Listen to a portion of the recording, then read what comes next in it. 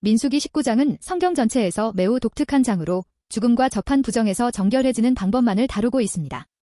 이 장은 우리가 그동안 성경에서 자주 보아왔던 정결법과는 분명히 구별됩니다. 성경에는 부정한 여인이 정결해지는 규례나 죄를 사함받기 위한 번제, 속건제, 속죄제와 같은 다양한 정결법이 반복해서 등장합니다. 그러나 이 장에서는 죄의 용서가 아니라 특별히 죽음과 직접 또는 간접적으로 접촉한 경우에 부정해진 사람이 어떻게 다시 하나님께 나아갈 수 있는가를 이야기합니다.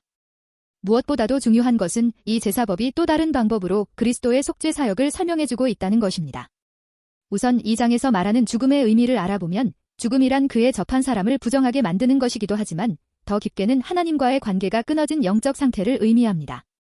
특히 죽은 사람의 시체를 만지고 자신을 정결하게 하지 아니하는 자는 여호와의 성막을 더럽히는 것이라 하여 이런 사람은 하나님께 가까이 나아갈 수 없음을 분명히 합니다.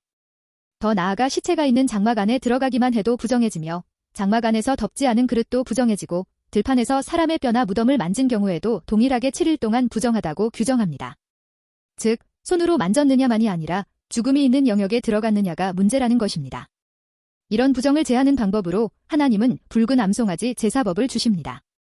그 방법은 흠없고 아직 멍에를 매지 아니한 붉은 암송아지를 진영 밖으로 끌고 나가 모든 부분을 태우는 것입니다. 이 제사가 기존의 제사와 다른 점은 번제는 성소에서 하나님 앞에 드려지지만 붉은 암송아지 제사는 진영 밖으로 나가 드려진다는 차이가 있습니다.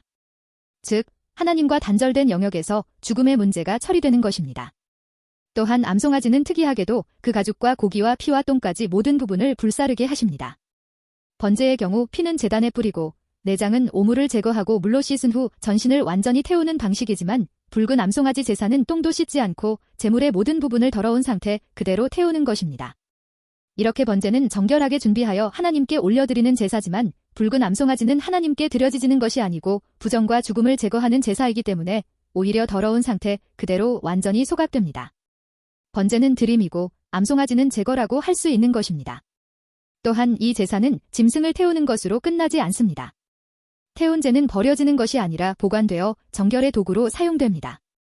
즉, 재를 물과 섞어서 정결하게 하는 물을 만들어 죽음을 접한 부정한 자에게 뿌리는 것입니다. 번제는 전부 태우고 나면 끝이지만 붉은 암송아지는 한 번의 희생이 계속해서 정결을 이루는 도구로 사용된다는 점에서 근본적으로 다릅니다. 그런데 이미 출애굽기와 레위기 등에서 죄를 속하는 제사법들을 여러 가지로 알려주셨는데 이 제사가 왜 또 필요하다는 것일까요? 기존의 제사들은 주로 인간의 생각과 행동으로 지은 죄를 해결하는 데 초점이 있습니다. 그러나 이 제사법은 죄의 행위가 아니라 죽음에 가까이 했던 부정을 씻는 방법을 말하는 것입니다. 또한 이전에도 시체와 접촉한 사람은 부정하다는 규정이 이미 있었습니다. 예를 들어 레위기에서는 죽은 짐승의 시체를 만진 사람은 부정해진다고 말하며 제사장 규례에서도 시체 접촉이 제한됩니다. 그러나 이전에는 부정하다는 사실을 말하고 옷을 씻거나 부정한 기간이 지나면 해결되는 외적인 정결 방식이었다면 이번에는 부정 문제를 하나님이 특별히 준비하신 희생과 정해진 과정을 통해서 근본적으로 해결하는 방법을 보여줍니다. 그렇다면 왜 늘 사용되던 순양이나 순념소가 아니라 붉은 암송아지일까요? 구약의 일반 제사는 제물이 죄를 대신 감당하는 희생을 강조하기 때문에 주로 수향이나 순념소가 사용됩니다. 그러나 이 장에서는 죄와 피를 상징하는 붉은색이면서 생명과 지속성을 상징하는 암송아지를 사용합니다. 그런데 히브리서는 붉은 암송아지 제사가 단순한 의식이 아니라 장차 오실 그리스도의 사역을 가리키는 그림자임을 분명히 설명해 줍니다.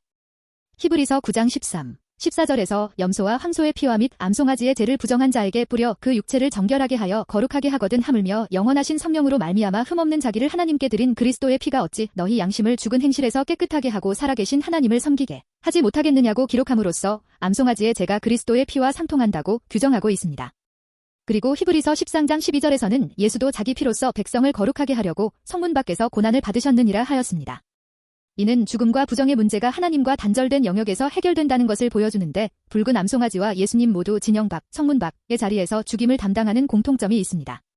또한 히브리서 9장 26절에는 자기를 단번에 제물로 드려 죄를 없이 하셨다고 말합니다. 이는 번제가 반복적으로 드려지는 것에 반해 암송아지의 제는 한 번의 희생이 지속적인 효력을 가지듯 예수님의 십자가 역시 단번의 희생으로 영원한 정결을 이룬다는 공통점이 있습니다. 마지막으로 민수기 19장에서 가장 특이하고도 놀라운 점은 정결을 위해 일하는 사람이 모두 부정해진다는 사실입니다. 즉, 제사를 집행한 제사장, 암송아지를 불태운 사람, 제를 모은 사람, 정결수를 뿌리는 사람 등이 모두 저녁까지 부정해진다는 사실입니다. 정결하게 하는 일을 하는 사람은 모두 부정해지고 오직 정결수를 뿌림받은 사람만 정결해진다는 이론은 매우 역설적이고 어느 종교에도 없는 아주 독특한 것입니다. 이 논리는 성경 전체를 관통하는 대속의 원리를 분명하게 보여줍니다. 이는 누군가가 더러움을 대신 짊어질 때에만 다른 사람이 깨끗해질 수 있다는 원리입니다.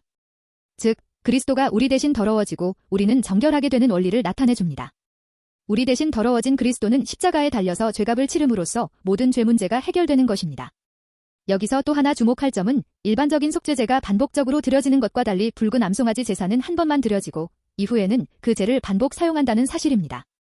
이는 단 한 번 드려진 그리스도의 희생과 매우 닮아 있습니다. 마지막으로 중요한 것은 이 정결의 과정을 거부하는 사람은 공동체에서 끊어진다는 점입니다. 이 말씀 역시 그리스도의 피값으로 정결케 되지 못하는 사람은 하나님 나라에 들어갈 수 없다는 사실과 분명히 상통합니다. 민수기 19장의 붉은 암송아지 규례는 일반적인 번제나 속죄제와는 분명히 다르지만 그렇다고 제사가 아니라고 할 수도 없습니다. 제사장이 참여하고 피를 회막을 향해 뿌리는 등 제사적 요소가 분명히 존재하기 때문입니다. 다만 이 의식은 성소에서 드려지지도 않고 제단 위에서 드려지지도 않으며 진 밖에서 태워 그 제를 보관하고 이후 정결을 위해 그 제를 계속해서 사용하는 독특한 구조를 가지고 있습니다. 그래서 많은 주석들은 이를 전형적인 제사라기보다 죽음으로 인한 부정을 제거하기 위한 제사적 성격을 지닌 정결 의식으로 이해합니다. 이 장은 짧지만 그리스도의 희생에 대한 또 다른 설명들로 꽉 차 있습니다. 사실 하나님께서는 그리스도의 속죄 방법에 대해서는 다른 곳에서 이미 여러 차례 보여주셨습니다. 아브라함에게 이삭을 번제로 드리게 하신 사건에서도 6월절 어린 양에서도 번제와 속죄제와 같은 수많은 방법과 사건들을 통해 그리스도의 희생을 통해서만 구원이 이루어진다는 원리는 충분히 드러났습니다. 그럼에도 불구하고 하나님은 이번에 또 다른 방법으로 구원의 원리를 설명하십니다. 친절한 선생님은 하나의 문제를 한 가지 방법으로만 설명하지 않습니다. A 방법으로도 풀어주고 B 방법으로도 풀어주며 때로는 전혀 다른 관점에서 설명해주기도 합니다. 학생이 완전히 이해할 때까지 계속해서 여러 가지 방법으로 설명을 이어가는 것입니다. 하나님께서도 죄와 죽음의 문제에 대해 기존의 설명과는 전혀 다른 새로운 접근법으로 설명해 주시는 것은 우리가 복음의 핵심을 더 잘 이해하도록 하시려는 모습이 아닐까 합니다. 물론 민수기 19장의 규례는 하나님께서 주신 엄연한 정결법입니다.